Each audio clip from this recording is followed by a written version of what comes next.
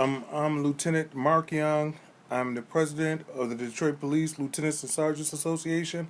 I'm also the vice president of the membership at large of the National Association of Police Organizations based out of Washington.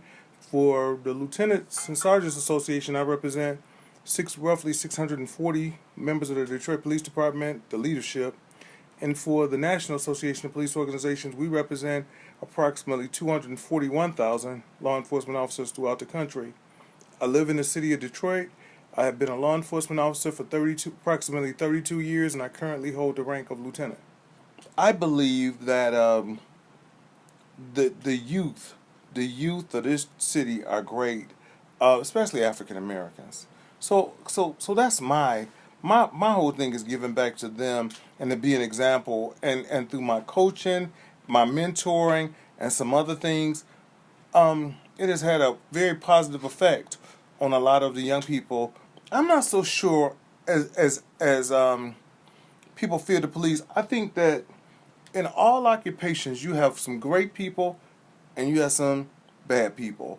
I think for the most part, it's very few cops that don't do what they're sworn. They don't uphold their oath. I think that the police are human too. I think that some people fear the police. I think that some police fear the people. See, I never was afraid to walk into a crowd as an African American from this city and be able to relate.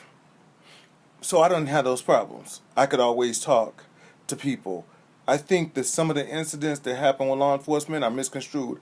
I actually think in some of those incidents, some of the cops was fearful. You also got to understand, a law enforcement officer's experiences also changes him. There was a period of time, man, when I got guns and dope off the street and took guns off of people, and I was like, what the hell just happened here? We accomplished it, and you think about it later. You also see your friends get killed. I've had numerous friends get killed in the line of duty, making a traffic stop, good intentions.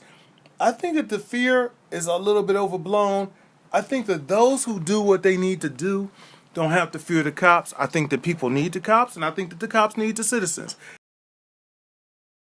My name is Corey Barksdale Sr., born and raised in Detroit, Michigan. As far as fearing the police, that's also a strategy that I believe has been implemented since the end of slavery. I think a lot of people are fed up, and I don't think they're necessarily fearing the police. I think that they're just tired of the status quo. Police need to be held to a standard where if a person, not just a person of color, but if a person is killed by the police and it is proven that that person was an unarmed person and they were not putting that officer's life in jeopardy, then that officer should face jail time for not adequately performing their duty. It should be mandatory.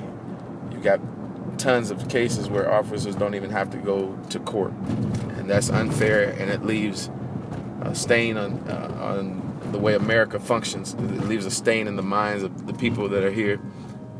You feel like you can't trust the police, you can't trust the system when it's not a fair system, when they're not held to the same standards. If a citizen kills a person, they have to go to court, they have to go through a trial, and if they're proven guilty, they go to jail. The same standard should be held for the police officers.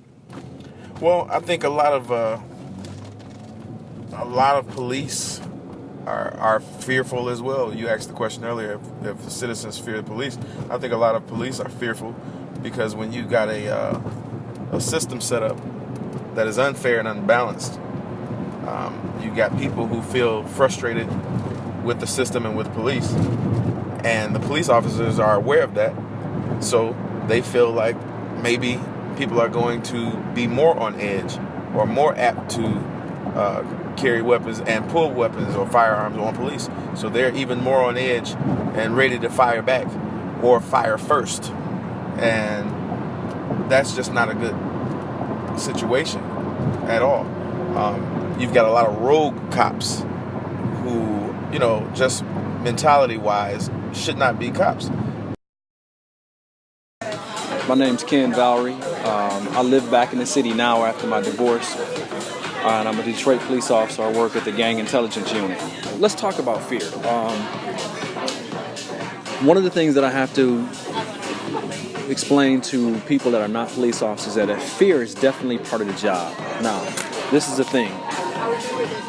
You can be an officer out here that's afraid. You could be an officer out here that's scared, or an officer out here who's not afraid or not as scared of anything. And I know if I'm to tell you which one of those officers are the most dangerous, you probably wouldn't understand. But an officer who is not scared or afraid of anything is the most dangerous officer that you could be, because you're not taking time to be aware of not only your situation, but the citizen's situation is the same. Fear is actually part of our everyday job. Give you a perfect example. If I know a gentleman ran inside a location, I've got to follow him inside that location. I'm fearful that gentleman can be in there getting ready to do something to harm me or my partners or the citizens. So fear is a part of getting you ready to take control of the situation. Now, a scared officer can also be right in between those two, but it's also a very dangerous situation too. If you're scared of the people that you're dealing with, or you're scared of the job that you're doing, you shouldn't be here. And I certainly believe that a lot of the situations that force has been used, or somewhat of brutality over and beyond what's supposed to be used in an arrest or any type of encounter, is from an officer who's scared, or an officer who's not scared or doesn't fear anything and thinks that he's indestructible. Okay, my name is Mallory Valencia Humes. I'm from the west side of Detroit. Grew up there. I currently live in Redford, Michigan. I have 2 girls, 10 and 4, and what I do is I'm a marketing consultant, and I also do merchandising for Costco. I started with Madison at 5. Aubrey knows now at 4 that when it comes to being around police officers, and I'm generalizing, but I mean, to be truthful, Caucasian, I'm just gonna keep it honest, because I feel like, again, there is some type of stigma that they perceive the black community. And with my children, I sit them down and I go over different techniques and things of that nature to prepare them for if they ever encounter what they should do. I've already started. And I feel like that's sad that I got to make it like an ongoing, repetitive thing to sit them down and keep continuously going over with them on how to act, how to conduct, what to do if they ever in a situation where they're in front of a police officer. Start asking questions. Don't be in a ruckus to pull out the gun and get ready to shoot. I understand if you feel like you're threatened, you want to take precaution. But if you're doing your job right, the way you've been trained through the academy, it's certain tactics and moves that you're gonna encounter before you even get to the point of getting ready to take somebody's life. I feel death should be the last option. The fear has to stop. It's never going to get better if everyone fears everyone. I mean, I feel like that's really the time we're living in. So my question, if a cop came to me and said, how do you feel when you see me or any individual that's wearing a police officer uniform? How do you feel? If someone asked me that, I would say and feel like I don't have a relationship. That's what I see when I see the uniform. I don't feel protected. I feel it's biased. I feel the uniform is discriminatory. I feel it's not justice. I feel it's no relationship. I feel fear. I'm Gordon Moore, lieutenant with the Detroit Police Department. I'm the officer in charge of communications for police, fire, and EMS on the day shift. And I live in the Detroit metropolitan area. I have a lot of community involvement. I volunteer my time with a basketball camp for underprivileged kids, which is free to those kids. I do a lot of work with an organization called the Cancer Awareness and Resource Network. It's a volunteer organization. I also volunteer my time with Toys for Tots during the holiday season. It's important for officers that are not from the city to learn the culture of the city, how certain things happen in the city that might not go on in another city within our area. In a city like Detroit, where the population is majority of minority population, and the majority of the crime is committed by the minorities, it's possible that people profile. The majority of law enforcement officers take the job to help people, so just to communicate and treat each other well. I am Fenice Brownlee. I am from Detroit and Clinton Township. I am an administrative assistant and registry person for a diabetes prevention program at Henry Ford Health System. Actually, I do train my kids on how to deal with law enforcement and out there in this world, how to survive, and if you have to come in contact with the police, try to be as submissive as you can because of their position. Don't go in automatically with the black and white racism attitude, because then you are already on guard. You're going to put them on guard, and it makes matters worse. Even though some of the color ones kind of crooked, but I'd rather for them to be crooked in that way than kill my son and shoot him down, I'd rather for you to rob them or if we're going to speak in a negative aspect or look at it, from that point of view, I'd rather have a African American because that's not the kind of threat or fear that I have dealing with a black officer.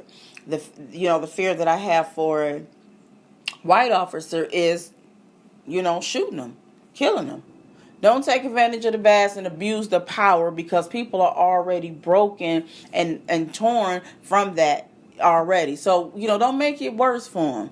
Honor your badge, do right by it. If you can't, then you need to find you another job.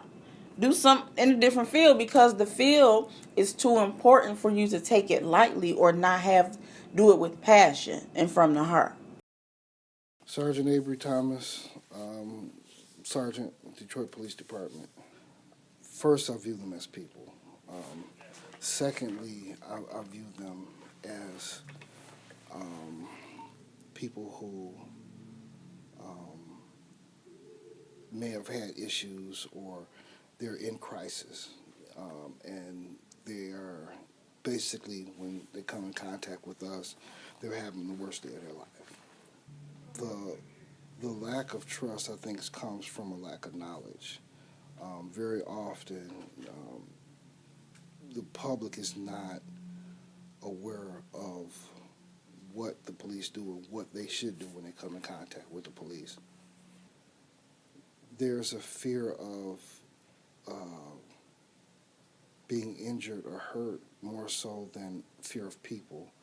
A lot of times, society sees the police as one homogeneous entity, that it's a lot of individuals who occupy and have lives outside of just being a police.